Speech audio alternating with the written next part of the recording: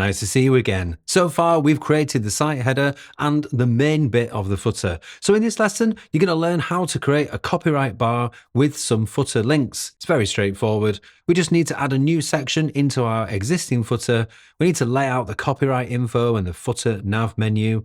And we need to make sure that the year automatically updates to the current year. And it obviously all has to look great on smaller screens.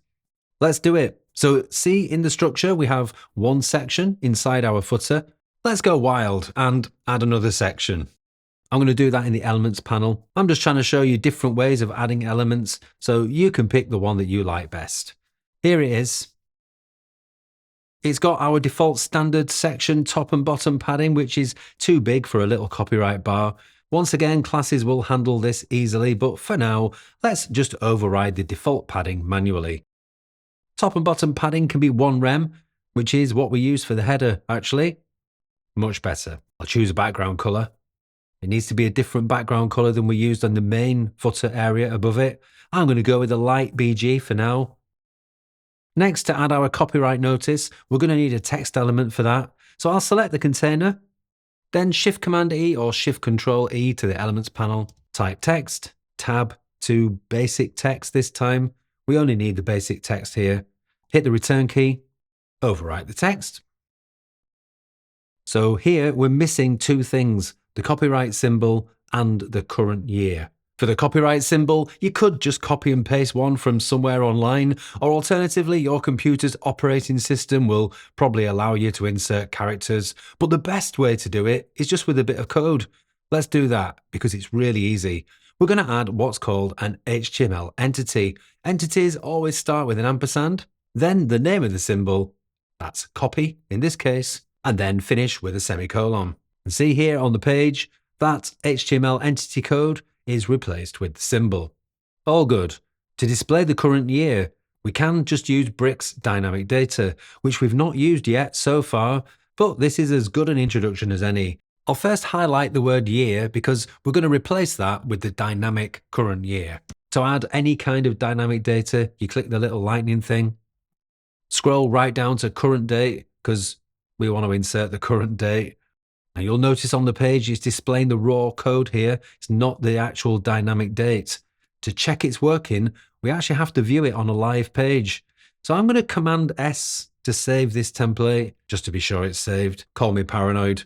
And then Command P or Control P for preview. And then see top right, we need to go to View on Front End. Scroll down. And, well, yeah, as expected, of course, it's giving us the full date, which is not what we want.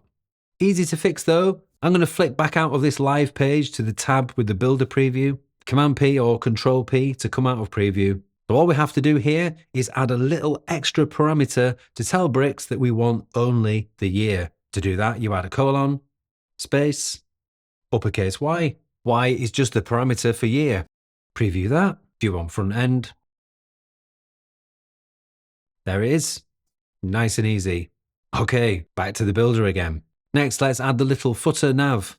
For that, we need a nav menu element again. I've just dropped one of those in there with the keyboard shortcut. Before we do anything else, let's have a look in the structure.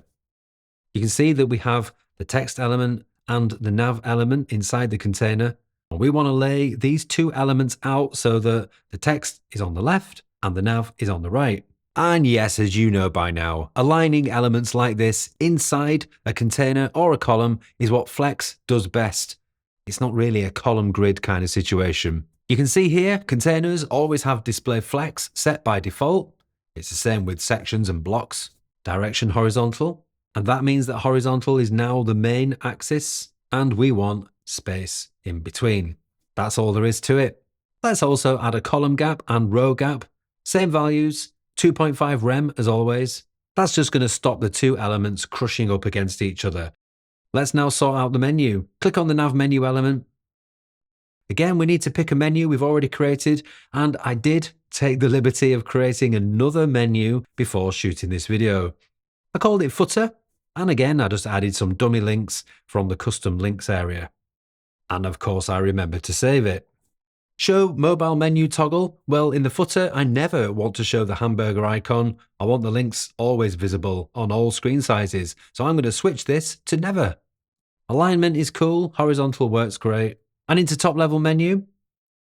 Let's again change that default 30 pixels left margin to the nearest that we have in rem, 2 rem.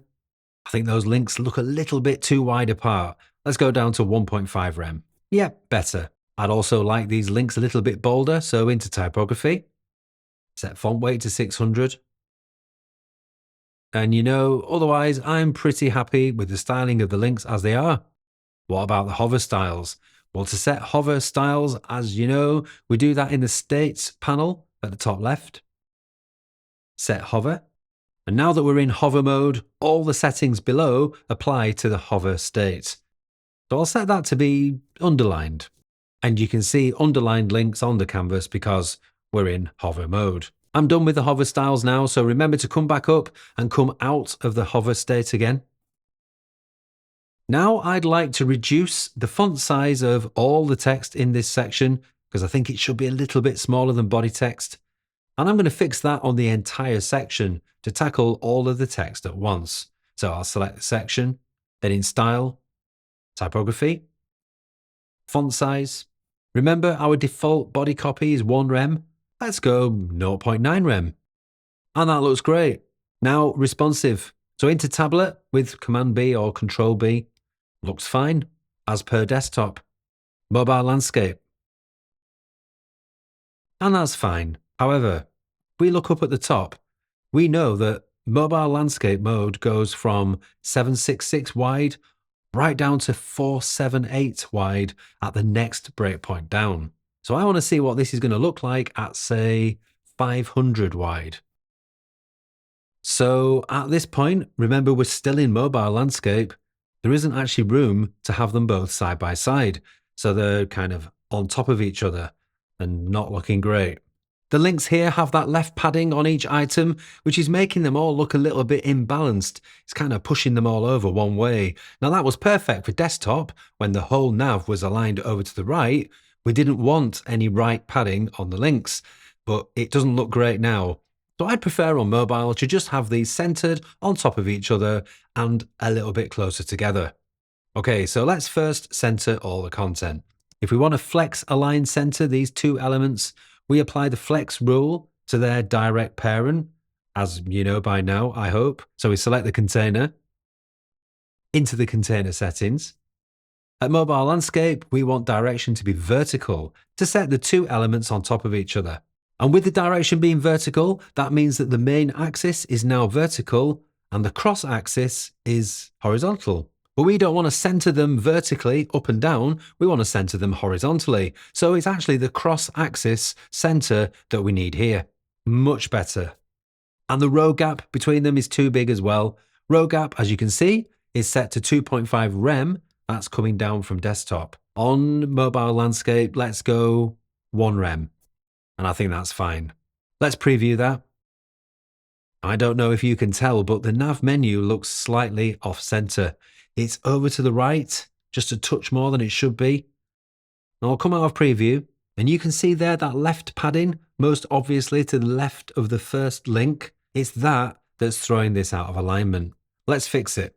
So rather than 1.5 rem only on the left, for this design, we can have equal padding left and right of each link. You'll see what I mean. I think we could drop that to 1 rem each side, left and right. And so now our menu is properly centered. And finally, into portrait. Yep, it's good. I like that. Quick preview. Actually, the only other thing I'd like to do on mobile is give this section a little bit more top and bottom padding because it's all very tight on a small screen. So select the section. I'll come back into landscape mode because this needs to affect landscape and portrait. Into layout. Here's that 1 rem padding that we set on desktop. I'm going to try something like 3 rem top and bottom. Preview that. And yeah, that's fine. And that's it for the footer. Now it's your turn to build a copyright bar laid out with flex. Add a copyright notice, dynamically pulling in the current year as I showed you. And add a nav menu for the footer links. And on mobile, you might want to center the content like I did. And that wraps up Module 4. Next, let's step it up a gear and move on to building a dynamic blog section of the site. We'll get started on that next in Module 5.